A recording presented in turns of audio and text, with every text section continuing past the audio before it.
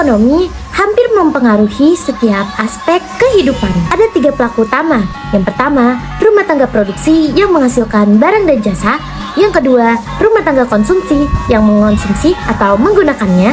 Yang ketiga, rumah tangga pemerintah yang mengatur kelancaran perekonomian. Mari kita semua memahami peran-peran dari ketiga pelaku tersebut. Halo everyone, saya Dela Mutiara dari kelas 12 IPS 3. Materi pertama yang akan kita bahas yaitu rumah tangga produksi. Rumah tangga produksi adalah pihak yang mengelola faktor produksi untuk menghasilkan barang dan jasa yang dibutuhkan oleh masyarakat.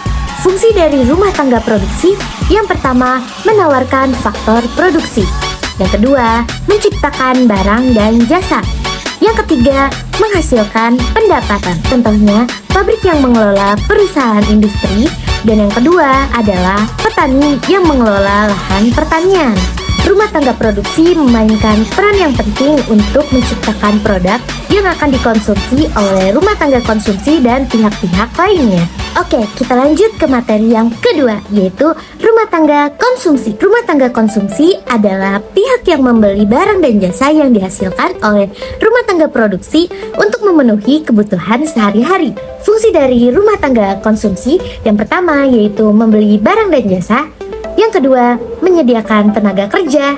Yang ketiga, menyusun anggaran konsumsi. Contohnya adalah keluarga yang membeli kebutuhan, pangan, pakaian, dan layanan lainnya.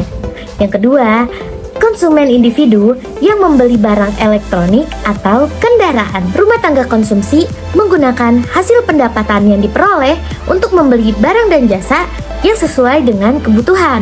Materi terakhir yaitu pemerintah. Pemerintah berfungsi sebagai pengatur dan pengawas dalam perekonomian, serta memberikan kebijakan untuk memastikan perekonomian berjalan dengan baik. Fungsi pemerintah dalam ekonomi adalah yang pertama, regulasi. Pemerintah membuat peraturan yang mengatur aktivitas ekonomi seperti pajak perdagangan dan proteksi terhadap sektor-sektor tertentu. Yang kedua, distribusi pendapatan. Pemerintah memastikan adanya distribusi pendapatan yang adil melalui kebijakan fisik dan sosial. Yang ketiga, penyedia barang dan jasa. Pemerintah menyediakan barang dan jasa publik yang tidak bisa disediakan oleh sektor swasta. Yang keempat, pengatur pasar.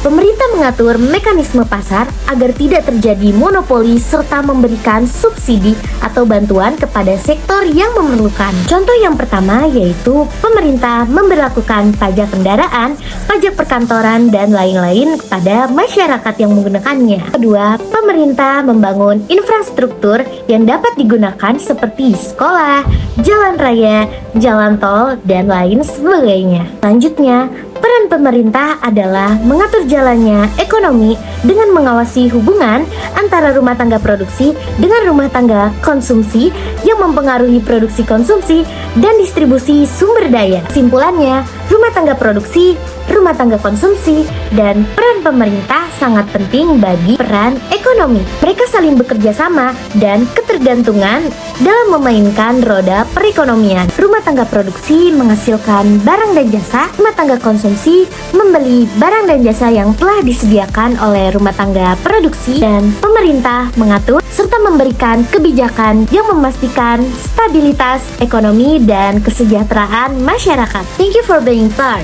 of this video. This is the end, but the memories will last forever. Terima kasih telah menjadi bagian dari video ini.